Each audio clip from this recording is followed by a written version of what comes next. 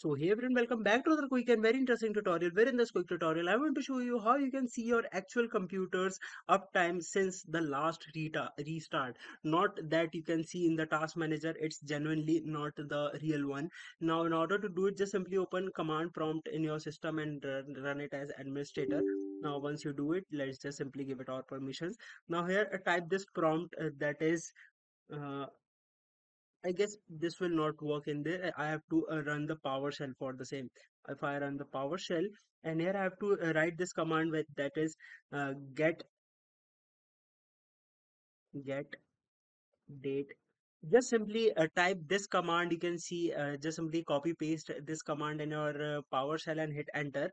Once you do that, here you're gonna see you will find the real uptime of your system. Here you can see my actual uptime is 15 days. My system is on from 15 days, 11 hours, 28 minutes and 36 seconds. And even I can check the milliseconds as well.